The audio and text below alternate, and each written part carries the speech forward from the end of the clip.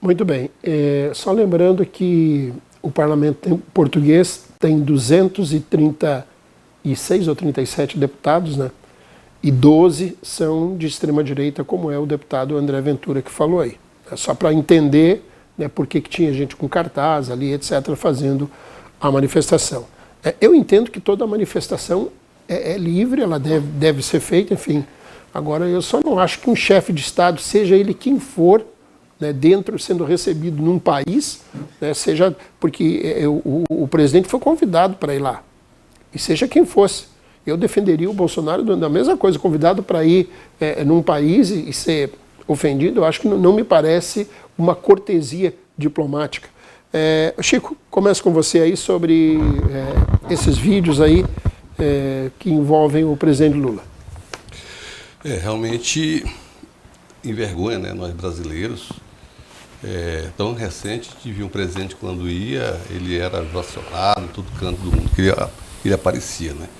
Agora, quando a gente vê, concordo contigo, Cícero, que a maneira, realmente, como fizer dentro do parlamento, é vexatória, né?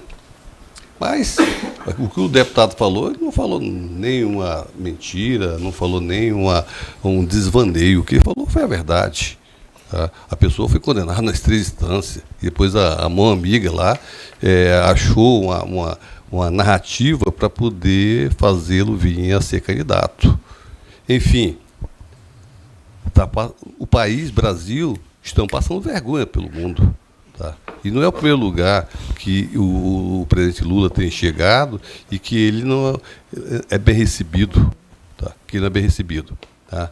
E aí ele vem com a narrativa, tentando recuperar o que ele, uma semana atrás, foi na China, praticamente criando aí uma crise mundial com a Europa, Estados Unidos. E agora ele está voltando atrás, corrigindo, mas isso é normal. Isso é normal, se via na campanha dele, num dia dizia que apoiava o aborto, no dia seguinte já não apoiava. Ou seja, talvez seja pela idade que ele esteja já também, tá, que as pessoas com uma certa idade começam a ter momentos assim de pensamento, esquecimento. Tá? Igual tem outro vídeo que eu vi também, ele criticando as pessoas, em torno de 30 milhões de brasileiros. Tá? Enfim, é o presidente que temos, é o presidente que 1 milhão e pouco a mais de brasileiro o elegeu. O que nos resta agora é fazer o quê? Fazer um L e esperarmos esse desgoverno terminar. Samuel, sua vez. É uma mentira quando se fala que o Brasil não é bem visto na Europa, nos países, nas grandes democracias do mundo. Muito pelo contrário, a esquerda retomou o poder na América do Sul, e isso é uma tendência global, internacional, mundial. Pra vocês terem uma ideia, mais de 93% dos países que compõem a América do Sul são países que elegeram o presidente de centro-esquerda ou esquerda. Agora, a direita, ela é tóxica, ela faz esse tipo de discurso aloprado. E no parlamento se faz necessário a fala da minoria. E no parlamento europeu, mais precisamente em Portugal, a minoria é a direita.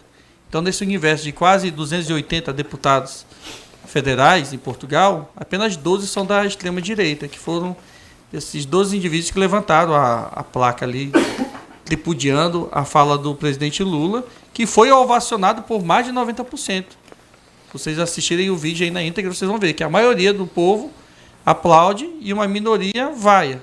Agora, isso é válido numa democracia. Agora, o que não é dito aqui pelos bolsonaristas do programa é que nessa ida do presidente Lula à China, no Emirados Árabes e nos Estados Unidos, ele conseguiu capitalizar para a União, ou seja, para o governo federal, o povo brasileiro, mais de 36 bilhões de reais. Quando o Bolsonaro ia, o que ele trazia não dá de pagar nem o querosene do avião. O que ele trouxe foi joias, no valor de 16 milhões e 500 mil reais, que, diga-se de passagem, uma servidora afirmou categoricamente, inclusive pode ter uma possível busca e apreensão na residência da ex-primeira-dama Michele Bolsonaro. O que eles confundiram foi o público com o privado em trazer, além de prejuízo ao erário, trazer benefícios de ordem particular e sonegarem, né, mais de 10 milhões de reais de impostos, porque 50% dos tributos da joia, de 16 milhões e 500 mil, dá 8 milhões e 250 mil. Então, a função desse deputado aí, eu acho que é Arthur, não sei o que, Ventura, é uma função típica dele, o nicho que o elegeu se sente representado por ele, tanto é que a gente vê aqui aí o esboço, né, do Chico Holanda, do Ricardo Frota. Certamente, se ele viesse ao Brasil, ele não seria impedido de concorrer às eleições, se filiasse ao partido político de extrema-direita, no prazo tempestivo. Seria certamente o candidato aqui do Ricardo Frota e do Chico. Mas, no sistema majoritário, ou seja, no cargo para executivo, se faz necessário a maioria dos votos, ou seja, a maioria simples, 50% mais um. O Lula colocou mais de 1 milhão e 800 mil votos à frente do Bolsonaro no segundo turno e foi reconduzido pela terceira vez. A quinta eleição que o Lula ganha, 2 com a Dilma, 2 com ele, a terceira. Na história do Brasil, da América do Sul, do mundo, não existe um líder político que tenha conseguido essa façanha. Só o Pelé e o presidente Lula conseguiram ser tricampeão. E se brincarem, há uma nítida possibilidade do Lula superar o Edson, né, o nosso saudoso Pelé, e se tornar tetracampeão. Ricardo? Eu sempre tenho uma preocupação aqui com os nossos telespectadores, né, porque existe uma narrativa que tenta colocar como, igual esse deputado falou, né, tenta normalizar uma situação que foi uma coisa absurda que aconteceu no país. Quando a gente fala de corrupção, e lá ele colocou lá um monte de vários deputados lá dizendo que são contra a corrupção, a gente precisa ter essa noção do dano, do mal que causa a corrupção. A gente está falando de dinheiro que poderia ser investido em saúde pública, dinheiro que poderia ser investido em escolas, em infraestrutura, em segurança pública, e que são desviados. Quando você vê ali pessoas morrendo em leitos de hospitais, você para pensar, dinheiro poderia ter entrado aqui, dinheiro poderia ter salvado vidas, mas não salvou, porque a gente está acostumado a viver com um país que é tido lá fora como o país da corrupção. Lá o Brasil é tido como o país da corrupção, e mais ainda o país da impunidade, onde aqueles que praticam a corrupção acabam saindo ilesos e ainda disputam a eleição, ganham e vai representar lá fora, como se fosse o paladino da justiça, o paladino da moral. E não é isso. O que esse deputado falou foi a mais absoluta verdade. É preciso que a gente entenda o mal que causa para o país, para a nação, para a população, principalmente a população mais carente, que essa sofre, é essa que sai prejudicada nessa história toda. Então é isso mesmo, esse deputado está certo. O Lula chega lá como, não, a democracia, que a gente teve uma extrema-direita, que na cabeça do Lula foi o Bolsonaro que criou o coronavírus. Ele prega isso lá fora. Não, porque metade dessas pessoas, dessas vidas, teriam sido poupadas se ele tivesse feito isso. Mentira! O Lula brincava na época da pandemia. Graças a Deus, a natureza criou o monstro do coronavírus.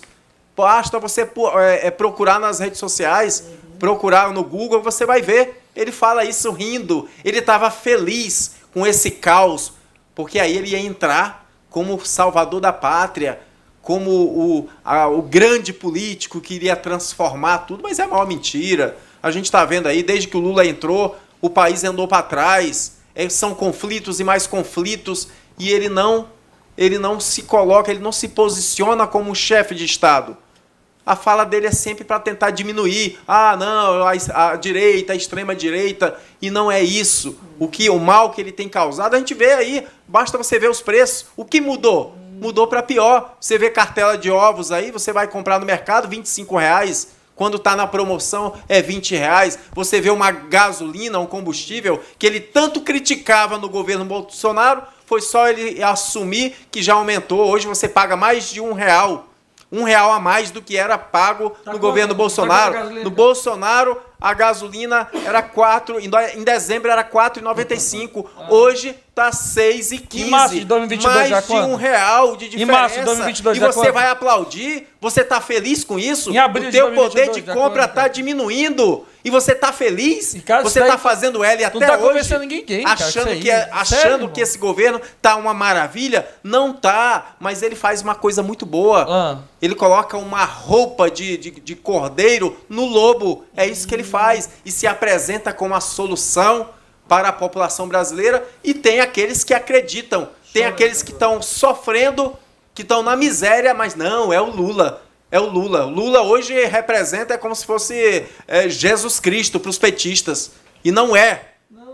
A gente tem que ser realista, a gente tem que ter pé no chão e saber avaliar quando uma pessoa está fazendo besteira e ele está fazendo uma besteira atrás da outra. Arnaldo, sua vez.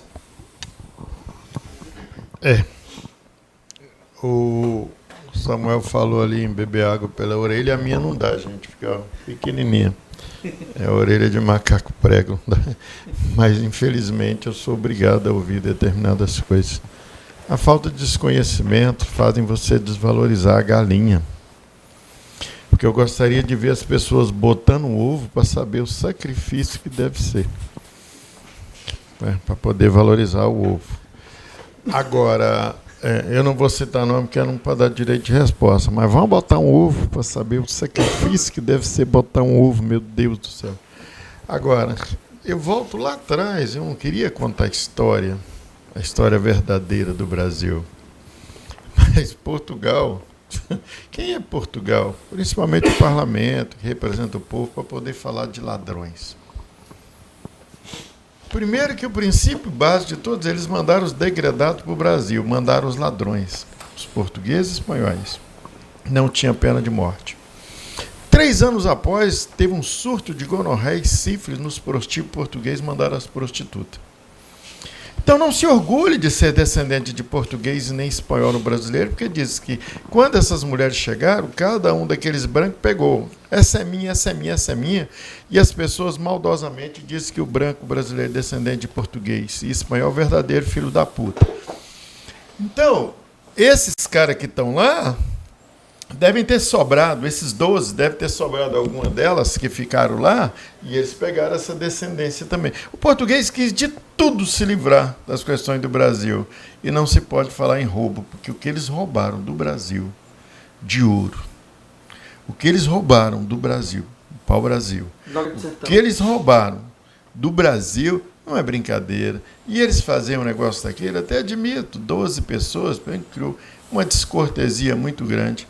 Passou o presidente para a descompostura dizendo que eles têm que ter educação e as pessoas não sabem que em 1974, 25 de abril, foi destituído pelo movimento popular e militar, somou militares e populares, a ditadura do salazarismo.